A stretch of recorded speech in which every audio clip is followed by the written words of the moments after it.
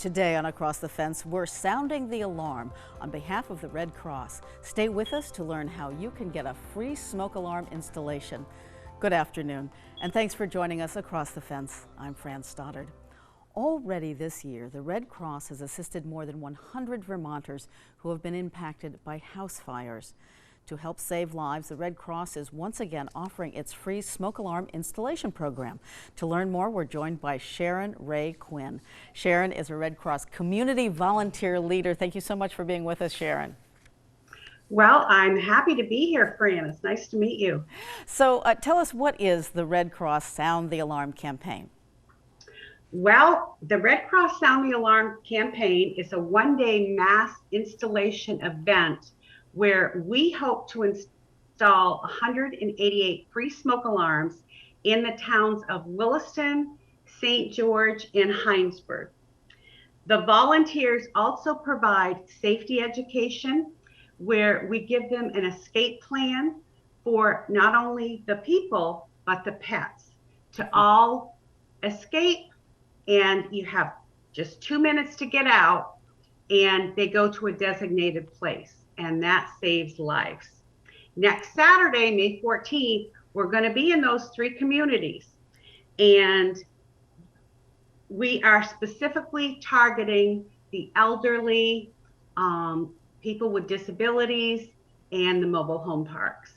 That's fantastic. And certainly, since 2014, you've done this in other Vermont communities. What does someone need to do to sign up for the free smoke alarm installation? They need to call 1-800-464-6692 or go to our website, which is redcross.org. Then click on the volunteer tab to find the Sound the Alarm program and fill out a request form. Sound the Alarm is just one component of our year-round home fire campaign, which launched nationwide in 2014. So if folks find that they need an alarm after next Saturday the 14th, they certainly should call that number or go on the website and sign up. We do this year-round. Great. Absolutely. We had it done at our home, and it was so helpful because we really didn't know where the smoke alarm should go.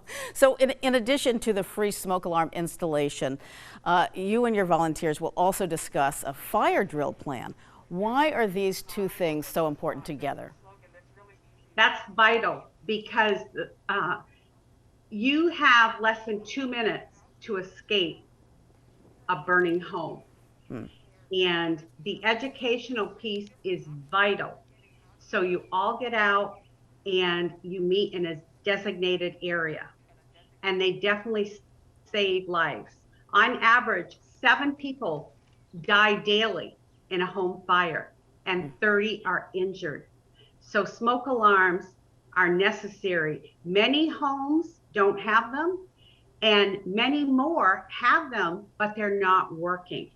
So working smoke alarms save lives, and we're so happy and willing to do it and help our community members.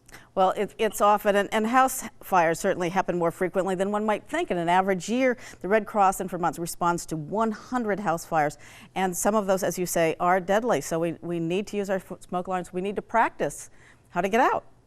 Yes, practice makes perfect. So what is happening next Saturday for folks who sign up for the free program in Williston, Heinsberg, and St. George? Well, we have many volunteers who are already willing to help us out, and as well as the Williston and Heinsberg fire departments. There are some Red Cross board members, some staff members, and of course, the majority will be volunteers who are trained to do the installation, which takes roughly 15 to 20 minutes on average. And then someone else will be inside to do the educational piece, which is also crucial. Right, the educational piece to really, so there's not only how to use it, how to turn it on, but how to get out of the house if you hear it. It's an incredible program. Yes. So to schedule a Red Cross volunteer, you can call the toll-free number on your screen or go to the website. It is redcross.org. On the website, you'll be clicking on the link to volunteers, and then you'll see Sound the Alarm program. And you can use the form to sign up for this Saturday, May 14th, if you're in Williston, St. George, or Heinsberg, or you can sign up for another time. So this is an incredibly wonderful program. And so Sharon, with the 30 seconds that we have left, talk about practicing with your family about getting out of the house. Well, once you know the escape plan, you should practice it. And cooking is the #1 reason for home fires. And home fires actually are the #1 disaster in America versus all other disasters combined. Wow. So we're spreading the awareness and helping out our community members, and we're just so grateful to do it. And we can always use more volunteers also. Yeah, they're wonderful volunteers. We had 2 women that just, with their tools, and they showed us where to put them, and they installed them, and it was such a relief when that happened. Thank you so much, Sharon Ray. You're so welcome, Fran. Okay. Take care. Thank you, and all the best to the Red Cross of Northern New England for being with us and sharing this life-saving information about the Sound the Alarm program. So this is the time of year that gardening centers are getting crowded. Turns out you're not the only one looking for tomatoes and other vegetables. So we asked horticultural specialist Leonard Perry to give us some tips on choosing the best plants. I thought it would be useful to cover a few tips on how to choose among the thousands of vegetables and flowers you see at the many retail outlets everywhere in the springtime. What I found and find for most gardeners is how well the plants grow later in the season often comes from how well they're growing now in the springtime. One of the first things I like to do is buy from a local grower, and there's several reasons for that. One, the grower really knows about growing the plants. You can pretty well rest assured they've been treated really well. You can find out good information from the grower, how to choose the plants, what goes well together, and you're supporting a local business as well. And when I come into a local grower, one of the first things I do is look at the crop overall to see how uniform it is. That's a good sign that's been grown really well. If some plants are tall, some plants are low, worse yet, some plants are missing out of the pots or cells, that's a sign there's some issues with the growing that you may be bringing home if you buy those plants. Then I start looking at the plants, speaking of issues, to see if they have any disease on them. One of the main diseases to look for is what's called gray mold. Of course, this grower doesn't have any, they've done well, but what you look for is a gray fuzzy growth on old flowers or old leaves near the base of the pot. That's a sign the plants haven't been grown well. So avoid the plants with the botrytis, as it's called, or gray mold.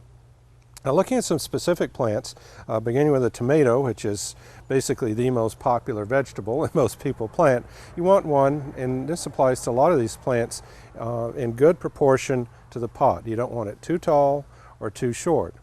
Now, the tomato is an exception to most other things because you can get a taller plant that's a bit lanky and spindly, sign of too low light, and plant it lower, and it'll root along the stem. So for instance, if I wanted, I could plant this plant right here, take off the lower leaves, and plant it even up to here, and it would root along the bottom part. That doesn't apply to other plants, but it does the tomato. So this plant's a good height. It's even got some flowers on it, which means you're going to get some fruit sooner on this.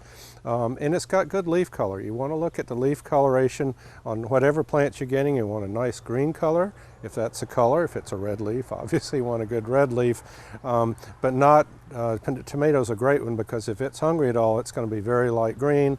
If it's too cold, it's going to be purplish. You know, you get cold, you get purple. They do too. They don't take up that phosphorus. One of the real keys, and you can tell, you know, growers do this all the time, is check the roots. It's often as important, if not more so sometimes, to make sure it has good roots. So what I like to do is kind of loosen it up a little bit, just the pot, and then just gently lift it out, or even put your hand over it and turn it sideways. Don't feel be afraid to do this and look for roots. You want nice white roots on here. That's a sign of good growth and not discolored. That's a sign of root rot. To the bottom, not too overgrown. This is a perfect rooting for this plant. So it's not only good shape but good rooting. So that's a real good sign. So don't be afraid to look at the roots on these plants. So that's tomato. Now another popular plant is zucchini squash. People plant, and from this grower. Here at Adams Farm Market in Williston, we have zucchini, and again, one of the first things you can do is look to see if roots are coming out the bottom. They're not, but you kind of gently loosen it and look at those roots again. Very nice roots, white, not too many, just the right amount. Good leaves on top, good leaf coloration, healthy plants. Compare that to a plant I bought at a chain store, national chain store. This has really been stressed. It's growing sideways. These were under an awning. It was growing out to the light. It didn't have enough water. It was bone dry. It wasn't getting water. There weren't staff there to water it, and it was under the awning, so it wasn't getting rain. It's got a lot of lower leaves dying. Those are what you look for that gray mold. I was talking, they get on the soil surface, and this has some leaf spots. It may even be a leaf disease that you'd be bringing into the garden. So again, you're paying almost the same amount or pay just a little bit more and get plants you know are going to grow. These may never grow. They may never yield for you if you don't spend enough. So spend a little more. You'll get more than enough zucchini from these 6 plants for a family of 4. So to summarize on buying plants and looking for plants in the spring, you want to look for plants in good proportion to the pot, good shape and size with leaves to the bottom, good leaf coloration, dark green, not signs of nutrient deficient or water problems, and freedom from any diseases. For UVM Extension, I'm Leonard Perry. Thank you, Leonard. And once again, if you're interested in scheduling a Red Cross volunteer about smoke alarm installation, you can call the toll-free number on your screen. That's 1-800-464-0692. That's 1-800-464-6692. Or you can go to their website at redcross.org, and there's a link to volunteers, and then you'll see the Sound the Alarm program, and you can use the form there to sign up. Thanks again to the Red Cross. And for Saturday, May 14th, that's for folks in Hinesburg, Williston, and St. George. So once again, thank you for joining us across the fence. I'm Fran Stoddard. Stay well.